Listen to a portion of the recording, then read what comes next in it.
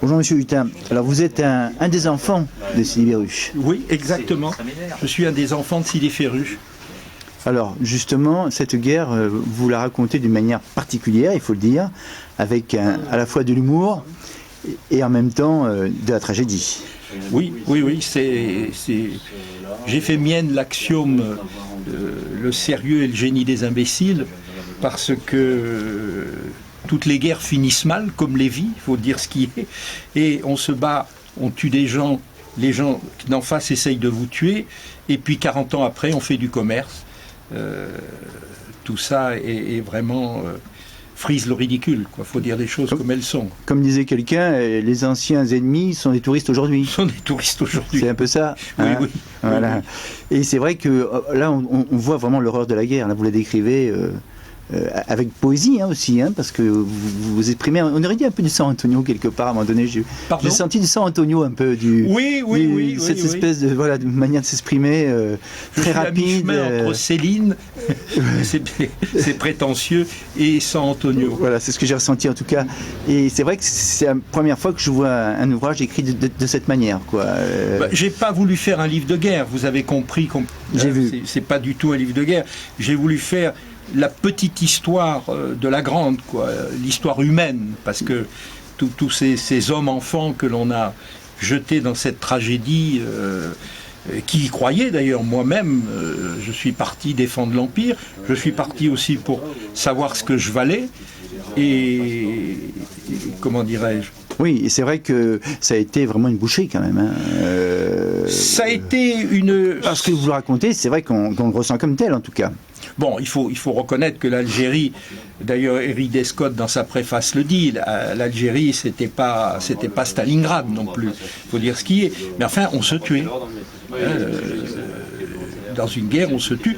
Là, le seul bon côté, si j'ose dire, c'est qu'il y a eu peu de civils tués. Il y a eu quelques, malheureusement, civils européens et civils maghrébins de tués, mais très peu. C'était vraiment une guerre entre soldats, quoi, entre guerriers. Et votre patron, c'était Bijard, donc... Alors, mon patron, le père, c'était Bijard, oui. À la fois le père, le patron, c'était un homme, le soldat... C'était un homme exceptionnel, en tant que guerrier. Et surtout, il y a une anecdote que je n'ai pas racontée, mais avant de partir en opération, il faisait venir toutes ses compagnies, et il nous disait, ce qui est un vœu pieux, bien sûr, « Je vous interdis de mourir ». C'était un homme extrêmement économe de ses hommes, ce qui est rare dans l'armée d'active et surtout dans les parachutistes, la Légion ou les commandos marines qui étaient à peu près les seuls qui combattaient, qui partaient en opération. Et il était dur sur le plan psychologique, dans la manière, sur le plan disciplinaire, sur le plan... Non, les parachutistes... Sur le terrain. Les parachutistes en Algérie, c'était plus du domaine de la bande armée que... Non, contrairement à la Légion, qui a une discipline très stricte, les parachutistes avaient une discipline assez souple. La seule chose, notre axiome, c'était « la sueur évite le sang ». Vous voyez ? Là-dessus, nos sous-off et nos officiers étaient extrêmement durs. Il fallait toujours avoir l'œil.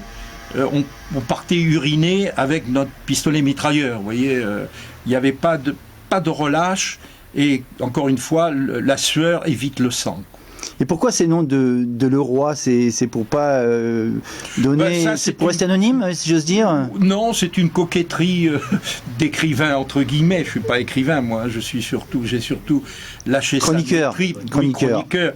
Non, c'est pour bien différencier le parachutiste, le légionnaire, encore une fois, le commando marine, qui se battait aux civils, qui lui s'en foutait royalement, quoi. Faut dire les choses comme elles sont. Il y a une anecdote tragique. Je pars en début 58 en Algérie, je fais 1 an d'opération, j'ai une permission, j'atterris à Marseille, je prends le train, ma mère habitait Cannes, je vais voir ma mère, et dans le train je vois des gens affolés, des femmes en pleurs, et je dis mais qu'est-ce qui se passe, qu'est-ce qui vous arrive? Et on m'apprend que le barrage de Malpasset à Fréjus à lâcher, qu'il y a 200 morts, et dans les 200 morts, il y a une soixantaine de soldats qui avaient soigneusement évité d'aller se battre en Algérie. Vous voyez, oui, comme quoi le destin nous rattrape toujours. Voilà, ma grand-mère disait toujours « Va où tu veux, meurs où tu dois ». C'est une forme. Mais il y a aussi des bagarres entre les léopards. Là. Alors, cette histoire est une histoire extraordinaire. C'est digne des films de John Wayne, mais ça a vraiment existé.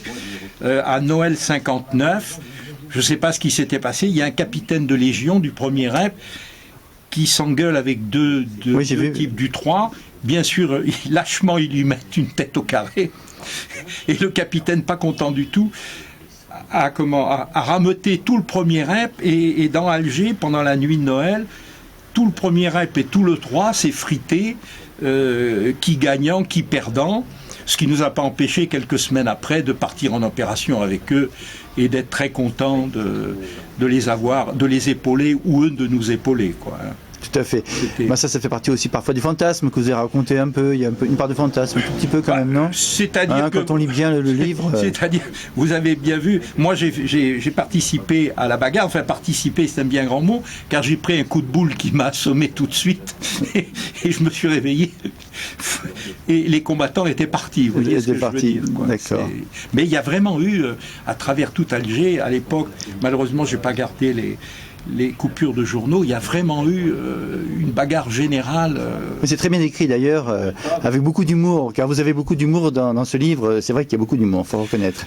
Cela dit, s'il y avait un mot pour décrire ce dont vous vous souvenez, ce qui est dans votre esprit, un seul mot pour définir la guerre d'Algérie, ça serait lequel? Alors là, un seul mot pour décrire la guerre d'Algérie. Ce qui vous a marqué particulièrement, un mot qui vous a marqué. Tout ça a été une farce tragique que l'on aurait pu éviter. Un grand théâtre. Voilà, un grand théâtre. Non, mais encore une fois, je suis plus proche d'un combattant FLN que je respecte que de mes hommes politiques de l'époque ou des leurs qui étaient planqués. Oui, vous disiez dans les bureaux, ouais. et des pisse froids. C'est ça, des pisse froids. Vous dites ça, hein.